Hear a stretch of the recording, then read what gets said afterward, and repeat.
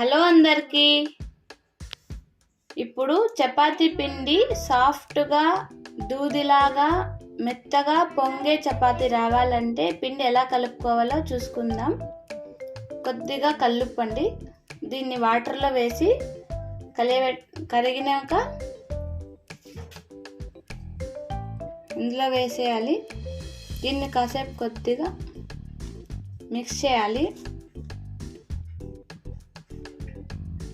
అలాగే మధ్యలో కొద్దిగా వాటర్ వేసుకుంటూ కలుపుకోవాలి. కొద్దిగా చూసుకుంటూ కలుపుకోవాలి.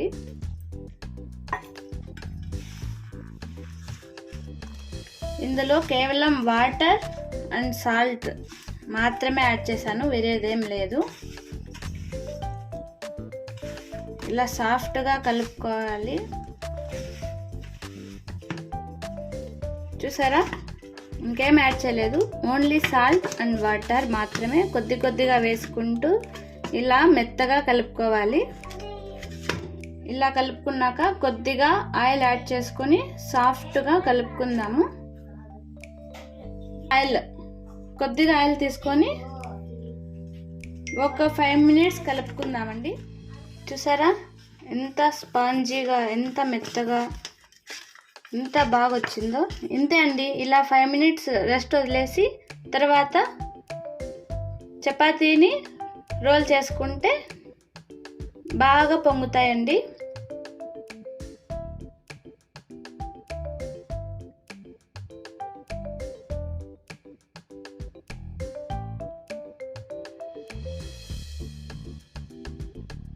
డౌకి పొడిపిండి కొంచెం అద్దుకొని ఇలా మెత్తగా ప్రెజర్ ఏం అప్లై చేయకుండా మెల్లిగా రోల్ చేసుకోవాలి.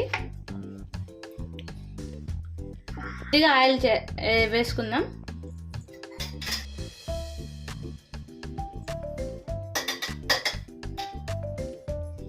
దీన్ని మొత్తం స్ప్రెడ్ చేసుకుందాం.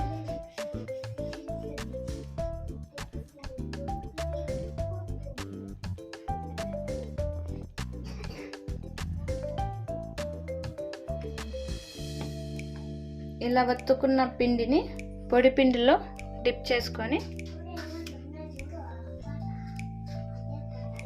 రోల్ చేసుకుందాం.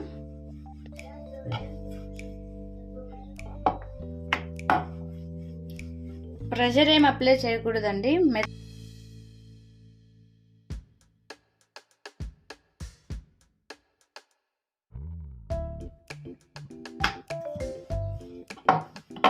అంతే అండి, పిండి రెడీ. ఇప్పుడు కాల్చుకుందాం.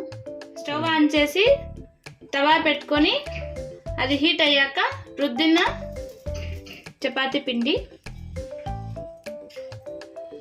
అలా 1 మినిట్ వదిలేసినాక హై ఫ్లేమ్ మీదే కాల్చుకోవాలండి. చూసారా ఇప్పుడే పొంగుతుంది. ఇలా టర్న్ చేసుకొని మీకు ఎంత ఆయిల్ కావాలంటే అలా అంత ఆయిల్ వేసుకోండి. ఆయిల్ లేకపోయినా కూడా బాగా పొంగుతుంది, సాఫ్ట్గా ఉంటుంది. చూసారా, ఇటు సైడ్ టర్న్ చేసుకొని ఆయిల్ వేసుకోవాలి.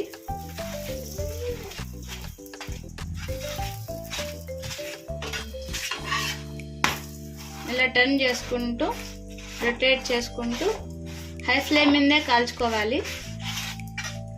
మనం ఎక్కడికైనా బయట ఊరెళ్ళినప్పుడు చపాతీ తీసుకెళ్ళినప్పుడు 1 డే హాఫ్ డే అయినా కూడా మెత్తగానే ఉంటుందండి ఇలా కాల్చుకుంటే.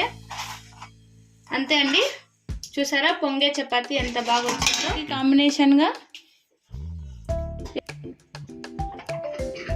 చపాతీ ఎగ్ బీరకాయ తాలింపు, ఇది ఇవాళ కాంబినేషన్ రెసిపీ అండి.